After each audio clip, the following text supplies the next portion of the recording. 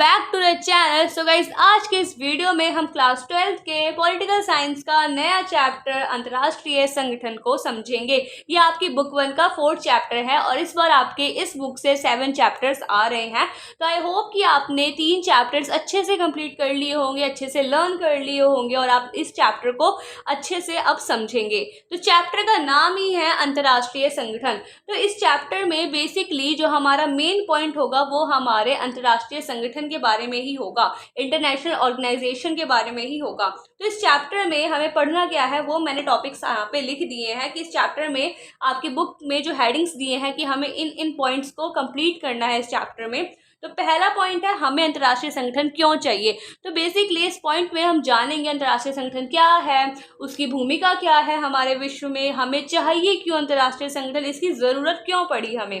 तो ये हम पॉइंट इसमें डिस्कस करेंगे। दूसरा सेकंड पॉइंट जो है संयुक्त राष्ट्र संघ का विकास, कि जानेंगे कि जो अंतर्राष्ट्रीय संगठन है उसका किस प्रकार से विकास हुआ, इसमें कौन से अंग शामिल हुए, कौन से अंग गए, कौन से देश इसमें शामिल हैं, कैसे कैसे इसका विकास हुआ, इसको जानेंगे। उसके बाद हम जानेंगे कि यूएनओ यही है संयुक्त राष्ट्र संघ। अभी मैं आपको बेसिकली अभी आपको बस परिचय बता रही हूँ क्या क्या हमें पढ़ना है, आपको पूरा अच्छे से अभी एक्सप्लेन करूंगी। तो अगर आप परिचय नहीं देखना चाहते तो आप थोड़ा वीडियो को आगे भी कर सकते हैं, बट मेरा फर्ज है कि मैं आपको बता दूं कि इस चैप्टर में हमें क्या पढ़ना है, सो इसलिए मैं आपको ये बता रही हूँ। तो अगर आपको नहीं देखना, आपको जल्दी से चैप्टर कंप्लीट करना है तो आप प्लीज़ आगे कर लीजिए वीडियो को।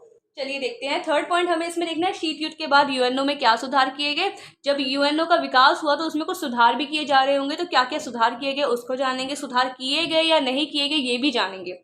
इसके बाद जानेंगे प्रक्रिया व ढांचे में सुधार, वही कि इसकी प्रक्रिया किस प्रकार की है, इसके ढांचे में इसकी संरचना किस प्रकार की है, उसमें क्या क्या सुधार किए गए, कोई वृद्धि की गई या कमी की गई, उसको जानेंगे। उसके बाद इसमें हम यूएनओ का न्यायाधिकार के बारे में जानेंगे, यूएनओ में सुधार जानेंगे और भारत की भूमिका देखेंगे यूएनओ में किस प्रकार की है।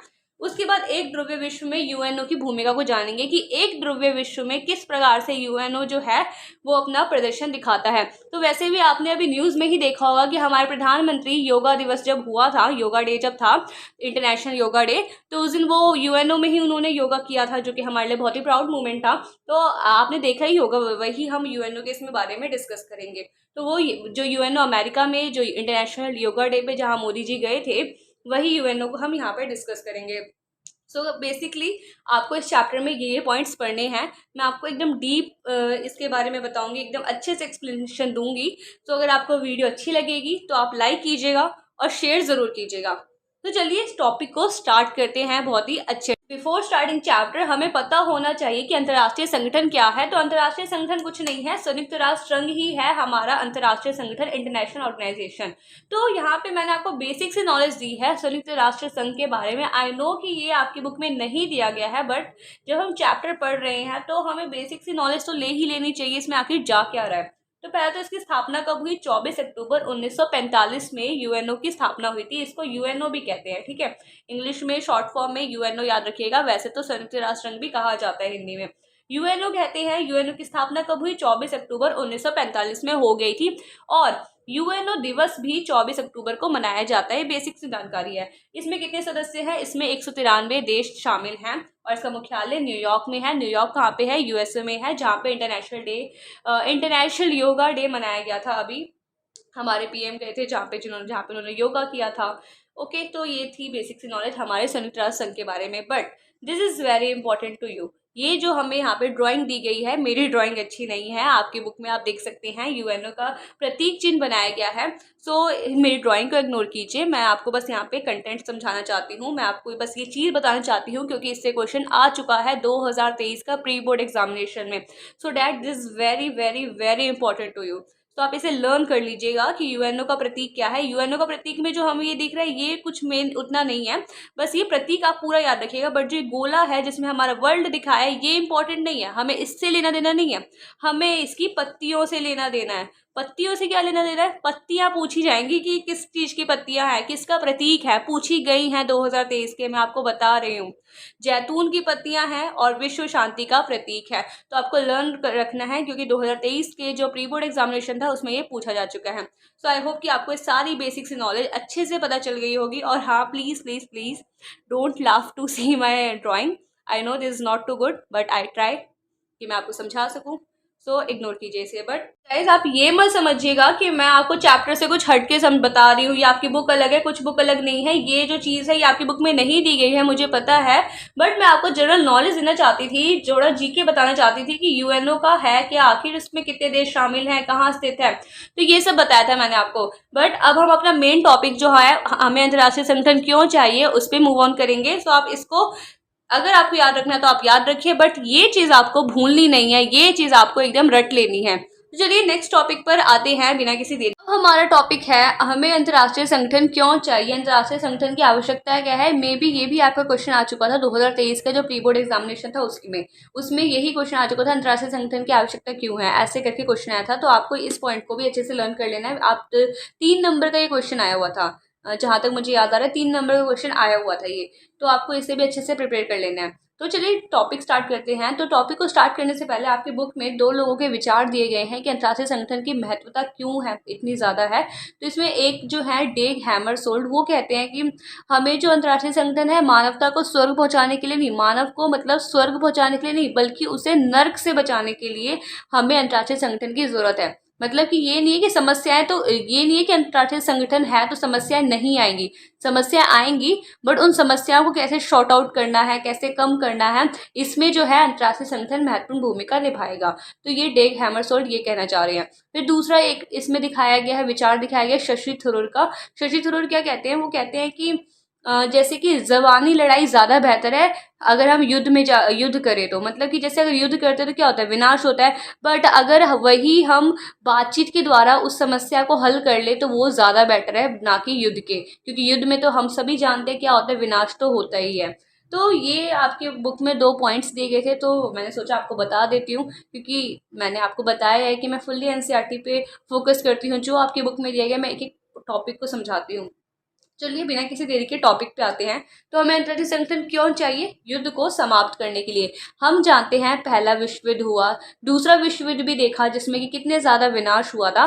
तो इन युद्धों को समाप्त करने के लिए, कि तीसरा विश्व युद्ध भी ना हो जाए, तो इन सबको समाप्त करने के लिए क्या है, यूएनओ की आवश्यकता होती है, यूएनओ हमें चाहिए होता है। दूसरा क्या है, तनाव और विवाद को खत्म करने के लिए। 2 देशों के बीच में कई मुद्दों को लेकर तनाव होता है, विवाद होता रहता है, भारत पाकिस्तान के बीच में भी हमें देखने को मिलता है। तो जब इन दोनों देशों के बीच में विवाद देखने को मिलता है और वो विवाद ज्यादा बढ़ ना जाए, युद्ध की स्थिति ना ले ले और युद्ध से कहीं हो सके विश्व युद्ध हो जाए, तो इन सबको रोकने के लिए क्या है, अंतर्राष्ट्रीय संगठन बनाई गई है। तीसरा क्या है, वैश्विक सहयोग के लिए। हमने देखा था जब अभी कुछ भी, अगर जैसे मान लें कोरोना महामारी था, ठीक है, आपका नेक्स्ट पॉइंट वही कह रहा है कि जैसे महामारी कोई आती है, कोरोना महामारी आई थी, तो उसमें क्या था, सारे देश एकजुट हुए थे, सब देशों ने आपस में सहयोग किया था।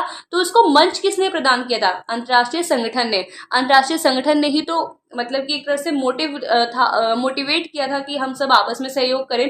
तो इस कारण से भी हमें अंतर्राष्ट्रीय संगठन की जरूरत होती है। हमने देखा था अंतर्राष्ट्रीय संगठन में कितने सदस्य हैं, 193 सदस्य हैं। जब पूरे विश्व में आपदा आएगी तो 193 सदस्य आपस में मिलेंगे नहीं, तो वही बात इसमें कही गई है। तो यही है, महामारी और प्राकृतिक आपदा को दूर करने के लिए जो अंतर्राष्ट्रीय संगठन है वो आवश्यक है, क्योंकि ये क्या करता है, ऐसी सिचुएशन में एक मंच प्रदान करता है, एक जरिया प्रदान करता है जिसमें सभी देश जो हैं आपस में जुड़ सकें और सहयोग कर सकें।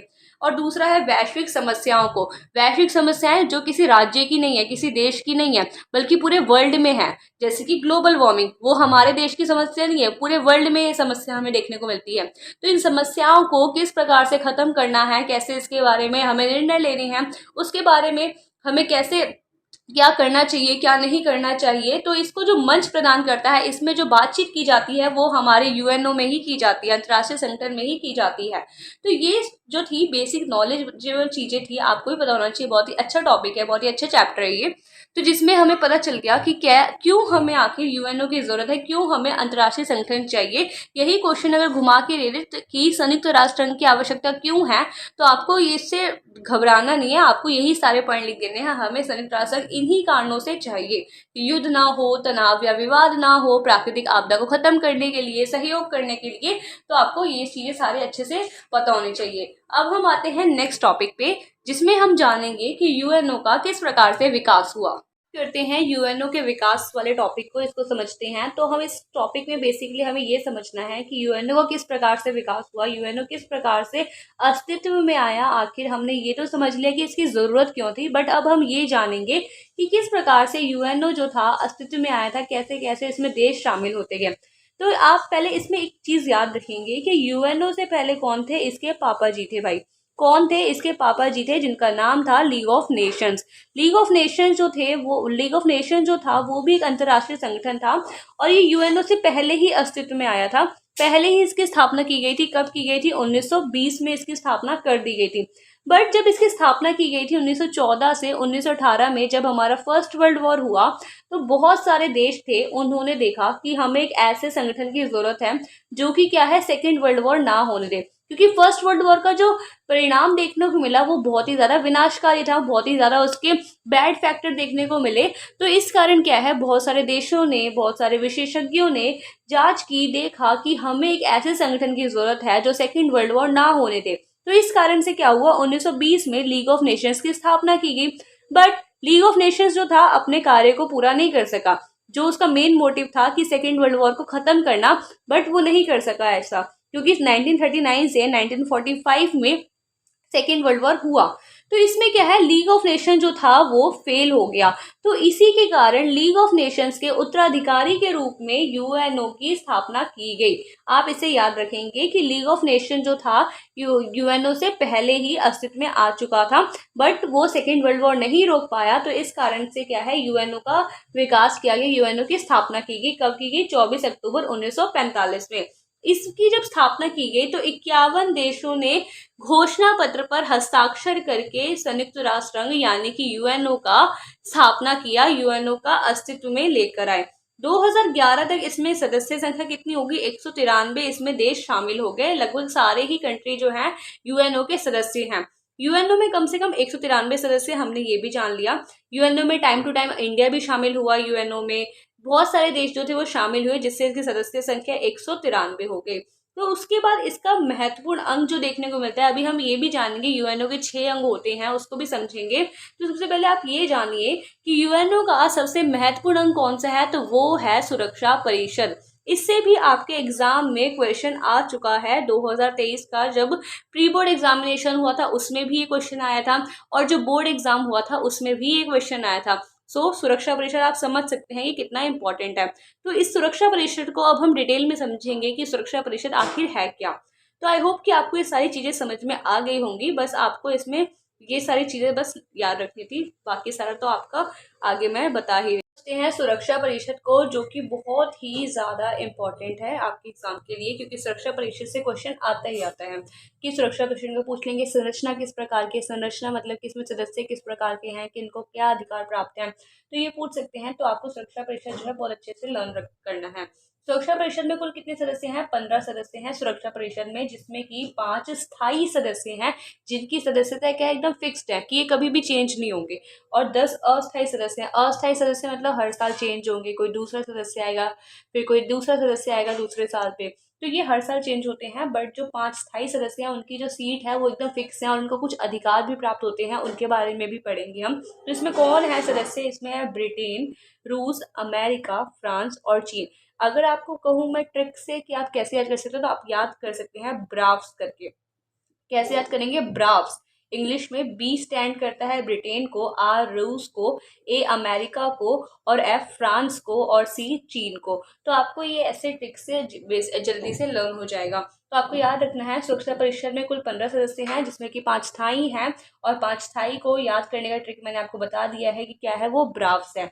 10 अस्थायी सदस्य को 1 वोट का अधिकार होता है, इसके बारे में भी हम आगे समझेंगे। उसके बाद अगर कहें कि जो अंतर्राष्ट्रीय संगठन जो यूएनओ है उसके अध्यक्ष कौन होते हैं, उसकी अध्यक्षता करता कौन है, तो इसके जो अध्यक्ष होते हैं उनको कहते हैं महासचिव। महासचिव कहा जाता है। और वर्तमान में कौन है? एंटोनिया गुटेरेस हैं। एंटोनिया गुटेरेस हैं जो कि पुर्तगाल के हैं। ओके। तो एंटोनिया गुटेरेस जो हैं वर्तमान में यूएनओ के महासचिव हैं, और पहले महासचिव ट्राइगुवली थे। ओके। तो आपको ये भी देखिए, ये भी क्वेश्चन पूछा गया है 2023 के प्री बोर्ड एग्जामिनेशन में। आप कहेंगे कितने सारे क्वेश्चन पूछे गए? जी हाँ, आप उठा लीजिए क्वेश्चन पेपर 2023 का प्री बोर्ड का पॉलिटिकल साइंस का, इसमें ये क्वेश्चन आया है वर्तमान महासचिव का। और जो मैंने आपको वो जो दिखाया था प्रतीक चिन्ह, वो भी क्वेश्चन आया हुआ है। तो मतलब इस चैप्टर में बहुत सारी चीज़ें हैं जो इम्पोर्टेंट है। और इस चैप्टर में अगर बहुत बहुत बहुत ज़्यादा इंपॉर्टेंट की बात की जाए तो वो है सुरक्षा परिषद, जिसको आपको अच्छे से लर्न कर लेना है।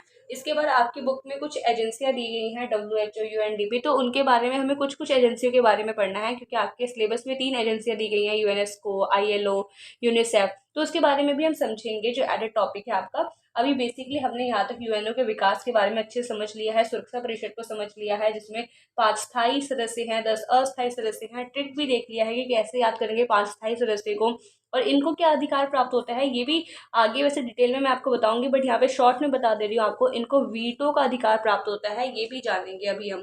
और इसके महासचिव वर्तमान में कौन है? एंटोनिया गुटेरेस है। तो आई होप कि यहाँ तक आपको सारी चीज़ें समझ में आ गई होंगी। अब हम आते हैं नेक्स्ट टॉपिक पे, जिसमें हम शीत युद्ध के बाद यूएनओ में क्या सुधार किए गए उसे समझते हैं। टॉपिक है हमारा यूएनओ में सुधार, क्योंकि यूएनओ में जैसे जैसे टाइम टू टाइम हम अपडेट हो रहे हैं, वर्ल्ड अपडेट हो रहा है, देश अपडेट हो रहे हैं, तो वैसे भी यूएनओ में कुछ अपग्रेडेशन होनी चाहिए। तो इस कारण से क्या है, यूएनओ में सुधार की मांग की गई है कि यूएनओ में भी कुछ सुधार किया जाए।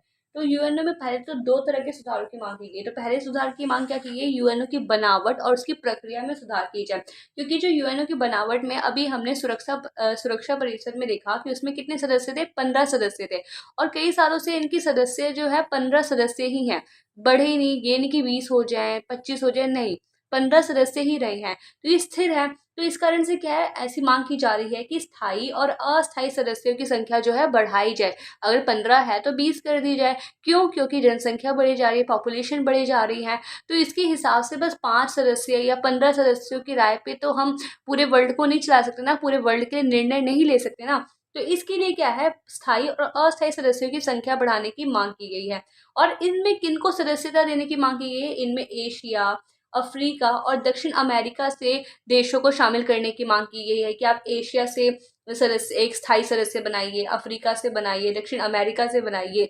क्योंकि क्या है, हमें अगर देखें तो 5 जो स्थायी सदस्य हैं, जिसमें ब्रिटेन है, रूस है, अमेरिका है, फ्रांस है और चीन है।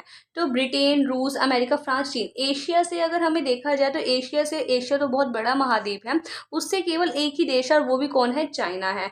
अफ्रीका से तो कोई दिख ही नहीं रहा, यहाँ पे हमें कोई सदस्य स्थायी दिख ही नहीं रहा अफ्रीका से। तो इस कारण भी मांग की गई है कि अफ्रीका से तो ज़रूर लिया जाना चाहिए। और दक्षिण अमेरिका से भी कोई देश नहीं है यहाँ पे जो हमें स्थायी सदस्य देखने को मिले। तो इस कारण से मांग की गई है कि अगर स्थायी और अस्थायी सदस्यों की संख्या बढ़ा रहे हैं तो उनमें एशिया, अफ्रीका और दक्षिण अमेरिका जैसे जो महाद्वीप हैं उनसे सदस्य जरूर लें। उसके बाद पश्चिमी देश जैसे कि अमेरिका हो गया, तो पश्चिमी देशों के बजट और प्रक्रिया में सुधार की भी मांग की गई है कि जो अमेरिका है और पश्चिम में जो और देश है, कनाडा है, वो क्या करें, अपने बजट प्रक्रिया में सुधार करें। क्योंकि यूएनओ में बजट जो है कुछ अपने यूएनओ में जो देश होते हैं अपने बजट का कुछ हिस्सा दान भी करते हैं। तो इस कारण क्या है, ये भी मांग की गई है कि जो पश्चिम देश है अपनी बजट प्रक्रिया में सुधार करें। तो ये बेसिक सी चीज़ थी जो यूएनओ में सुधार की मांग की गई थी। तो इसमें हमने पहला पढ़ लिया कि यूएनओ में पहला सुधार की मांग की गई है कि यूएनओ की बनावट और प्रक्रिया में सुधार किया जाए। अब दूसरे देखते हैं कि क्या सुधार की मांग की गई है। दूसरा पॉइंट, यूएनओ में जो दूसरी सुधार की मांग की जा रही है वो ये है कि यूएनओ के न्यायाधिकार में जो मुद्दे आ रहे हैं उनकी समीक्षा की जाए, जांच की जाए, जिनमें से कि कुछ देश और कुछ विशेषज्ञों का मानना है कि जो यूएनओ है वो शांति और सहयोग पर ही ध्यान दे, वहीं पर अपना काम ज़्यादा संभाले। दूसरा क्या है, कुछ देश, कुछ विशेषज्ञ कहते हैं कि यूएनओ को विकास और मानवीय भलाई के काम करने चाहिए, उसे शिक्षा पर ध्यान देना चाहिए, स्वास्थ्य और मानवाधिकार जैसे मुद्दे जो हैं उन तक अपने आप को सीमित रखना चाहिए।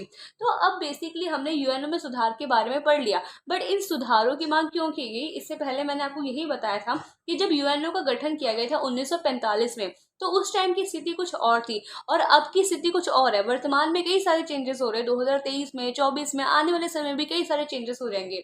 उसके कारण ही यूएनओ में सुधार की मांग की जा रही है। क्योंकि जब 1945 में यूएनओ का गठन हुआ था तो उस टाइम जो था हमारे विश्व में शीत युद्ध चल रहा था। शीत युद्ध, इसके बारे में आपने इस बार तो नहीं पढ़ा होगा, बट शीत युद्ध आप ये समझ लीजिए कि युद्ध ना होकर भी युद्ध जैसी स्थिति को शीत युद्ध कहा जाता है। ठीक है।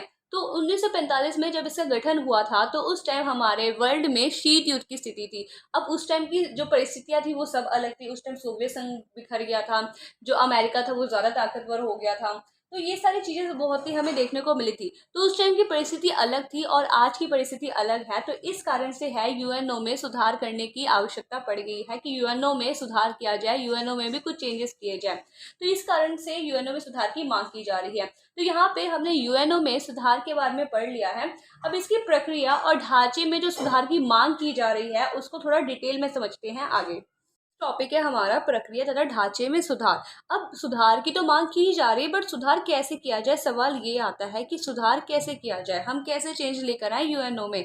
तो ये सुधार की मांग की जा रही है, जिसके कारण क्या हुआ, 1992 का एक प्रस्ताव पारित हुआ। उस प्रस्ताव के बारे में जानते हैं जिसमें कि यूएनओ में बातचीत की गई थी। वो क्या है, उसमें 3 शिकायतें का जिक्र किया गया था। 3 शिकायतें इस प्रस्ताव में पारित की गई थी कि पहला था राजनीतिक वास्तविकताओं की नुमाइंदगी नहीं करता। यूएनओ जो है राजनीतिक वास्तविकताओं को प्रदर्शित नहीं करता। दूसरा इसमें था कि जो यूएनओ है वो क्या करता है, पश्चिमी हित को ज़्यादा ध्यान देता है, पश्चिमी हित के पक्ष में कोई भी निर्णय लेता है। तो ये शिकायत की गई थी उसके अंदर। तीसरा उन्होंने क्या कहा था इस प्रस्ताव में कि सुरक्षा परिषद जो है बराबर का प्रतिनिधित्व नहीं है। सुरक्षा परिषद में सभी को बराबर का पार्टिसिपेशन नहीं मिला हुआ है। और रियलिटी भी है ये, क्योंकि सुरक्षा परिषद में हम देखेंगे कि 5 सदस्य ऐसे हैं जिनकी सदस्यता जो है एकदम स्थायी है। वो ना तो इधर ना तो उधर हिल भी नहीं सकते, वो उनकी सदस्यता स्थायी है और ना ही उनमें सदस्य की संख्या बढ़ रही है। तो इसी के कारण ये शिकायतें की गई थी।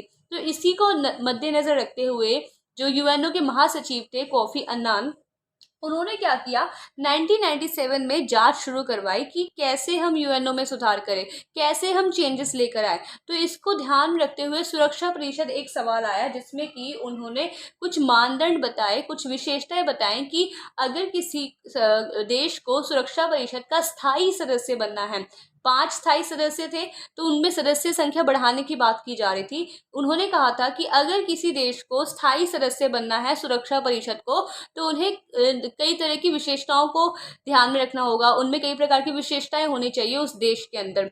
तो वही सारी विशेषताएं अब हम आगे जानते हैं। तो आई होप कि यहाँ पे आपको सारी चीज़ें अच्छे से समझ में आ रही होंगी। ये चैप्टर वैसे भी ज़्यादा डिफिकल्ट नहीं है, अच्छा चैप्टर है, ईजी चैप्टर है, बस आपको इसमें कुछ कुछ मेन पॉइंट्स को अच्छे से ध्यान रखना है। तो अब हम जानते हैं कि अगर सुरक्षा परिषद में किसी को स्थायी सदस्य बनना है किसी देश को, तो उसे क्या क्या जो विशेषताएं हैं उन्हें पूरा करना पड़ेगा। तो चलिए नेक्स्ट टॉपिक पर आते हैं। टॉपिक प्रक्रिया ढांचे और सुधार में जो हमारा हमें समझना है, सुरक्षा परिषद में स्थायी सदस्य हेतु क्या क्या मानदंड निर्धारित किए गए हैं कि अगर किसी देश को सुरक्षा परिषद का स्थायी सदस्य बनना है तो उसे निम्न रिक्वायरमेंट्स को, ये जो रिक्वायरमेंट्स दी गई हैं उसको फुलफिल करना होगा। तो पहला तो क्या है कि वो देश एक मजबूत आर्थिक शक्ति होनी चाहिए। उस देश की जो अर्थव्यवस्था होनी चाहिए बहुत ही ज़्यादा मजबूत होनी चाहिए, बहुत ही शक्तिशाली होनी चाहिए। उसकी सैन्य क्षमता जो है वो भी मजबूत होनी चाहिए उस देश की।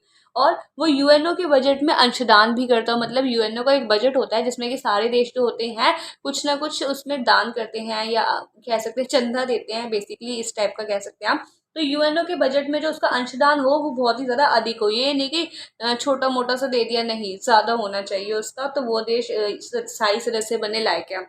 उसके बाद उस देश की जो जनसंख्या है, उस देश की जो आबादी है वो बहुत ही ज़्यादा अधिक होनी चाहिए। और अगला क्या है, लोकतंत्र और मानवाधिकार का सम्मान किया जाता है उस देश में। वो देश जो है वो लोकतांत्रिक वहाँ पर हो, वो वहाँ पे मानवाधिकार का बहुत ही ज़्यादा सम्मान किया जाता हो, तो उस देश में ये क्वालिटी होनी चाहिए, जो कि हमारे इंडिया में तो है ही।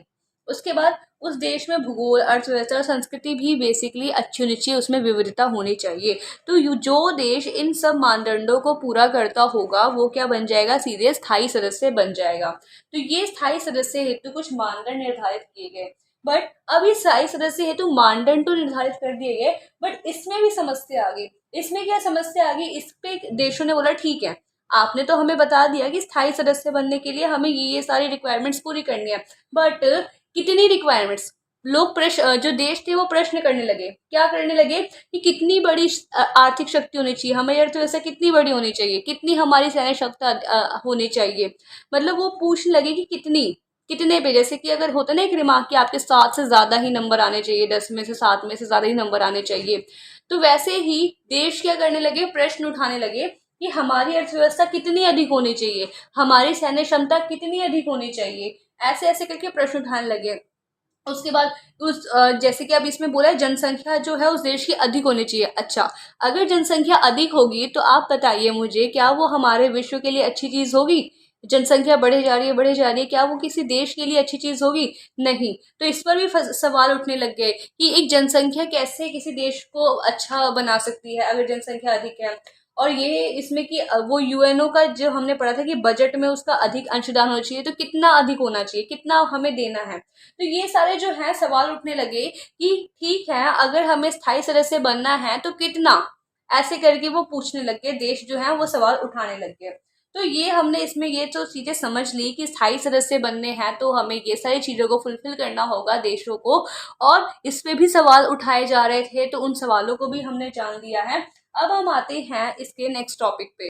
तो सुरक्षा परिषद जो होता है उसमें हमने पढ़ा था कि कितने स्थायी सदस्य होते हैं, 5 स्थायी सदस्य होते हैं, जिसमें मैंने आपको ट्रिक भी बताया था कि ब्राव्स याद कर लीजिएगा आप। ब्राव्स, बी से ब्रिटेन, आर से रूस, ए से अमेरिका, एफ से फ्रांस और सी से चाइना।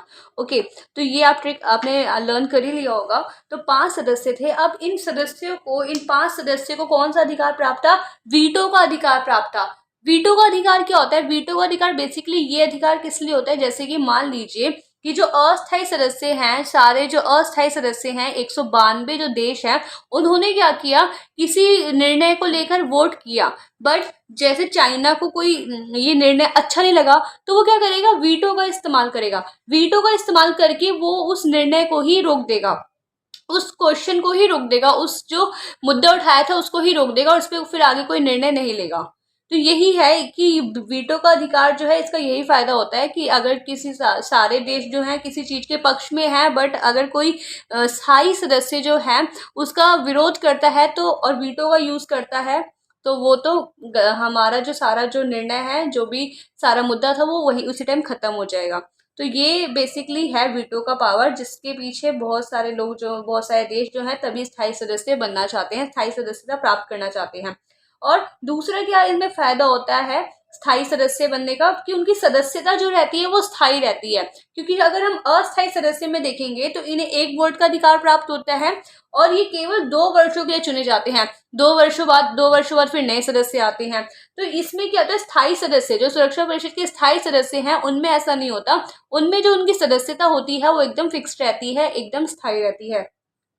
बट इसके बावजूद भी क्या हुआ, वीटो पर जो हमारा वीटो पावर है स्थायी सदस्यों के पास, उस पर भी रोक लगाने की मांग की जा रही है कि वीटो पावर जो है वो सही नहीं है, वो एक तरह से भेदभाव करता है। तो वीटो पावर पर भी रोक लगाने की मांग की जा रही है कि इससे तो बस जो ये 5 सदस्य हैं बस अपना ही हित देखते हैं और सबका हित देखते ही नहीं हैं। तो इसके कारण भी वीटो पर भी सवाल उठाए जा रहे हैं कि वीटो जो पावर है उसे हटा दिया जाए, स्थायी सदस्यों को वीटो पावर ना दी जाए। बट हमारा वीटो पावर जो है उसका भी काफी ज्यादा महत्व है। उसी को अभी हम जानते हैं कि वीटो पावर का आखिर क्या महत्व है। स्थायी सदस्य को प्राप्त होता है, बट अगर इसे हटा दिया जाए तो फिर इसके क्या नुकसान देखने को मिलेंगे, तो उसको जानते हैं अब हम। वीटो पावर को खत्म करने की मुहिम चल रही है कि वीटो पावर हटाओ, वीटो पावर हटाओ, स्थायी सदस्यों के पास से वीटो पावर हटाओ। बट वीटो पावर अगर नहीं होगा तो क्या होगा इससे, कि जो ताकतवर देश है जैसे कि अमेरिका हो गया और चीन हो गया, इनकी जो दिलचस्पी है ना यूएनओ से नहीं रहेगी, यूएनओ से वो हट ही जाएंगे, यूएनओ के सदस्य ही नहीं बनेंगे, यूएनओ से शामिल ही नहीं होंगे। तो इससे क्या होगा, इससे जो है वो अपनी रुचि के अनुसार कार्य करेंगे। मतलब जो ताकतवर देश है जैसे कि हमारा यूएसए हो गया, चाइना हो गया, तो ये क्या करेंगे, अपनी मर्जी से काम करने लगेंगे, अपने अनुसार निर्णय लेने लगेंगे, वो कभी भी देश के हित में कार्य नहीं करेंगे, ऐसा बेसिकली हो सकता है। तो इस कारण से क्या है, वीटो पावर का महत्व बढ़ गया है, जिससे क्या है इनकी दिलचस्पी जो है यूएनओ में बनी रहे। और इससे एकजुटता का अभाव भी हो जाएगा। यूएनओ में जो एकजुटता का अभाव मिलता है कि विश्व के सभी देश इसमें शामिल हैं, बट अगर यूएनओ में ये देश शामिल ही नहीं होंगे, ताकतवर देश शामिल नहीं होंगे, अपनी मर्जी से काम करेंगे, तो फिर जो छोटे छोटे देश हैं वो भी फिर इसमें शामिल नहीं होंगे। वो क्या सोचेंगे कि हम में शामिल होकर क्या फायदा। तो इससे क्या है, एकजुटता खत्म हो जाएगी, जो एकता इनमें बनी हुई है वो समाप्त हो जाएगी। और इससे जो यूएनओ है वो भी प्रभावहीन हो जाएगा, यूएनओ का वर्चस्व ही समाप्त होने की संभावना हो सकती है। तो इस कारण से जो है वीटो पावर का महत्व जो है बढ़ता जा रहा है। सो गाइस, यहाँ तक हमने पूरा आधा चैप्टर कंप्लीट कर लिया है। इसकी पार्ट 2 वीडियो में हम इस चैप्टर को पूरी तरह से कंप्लीट करेंगे और जल्दी से हम नेक्स्ट चैप्टर पे मूव ऑन करेंगे। तो आई होप कि आपको वीडियो पसंद आई होगी, चैप्टर समझ में आया होगा, और अगर आपको चैप्टर समझ आया है तो प्लीज़ लाइक कीजिए, शेयर कीजिए और चैनल को सब्सक्राइब कीजिए। Thank you so much.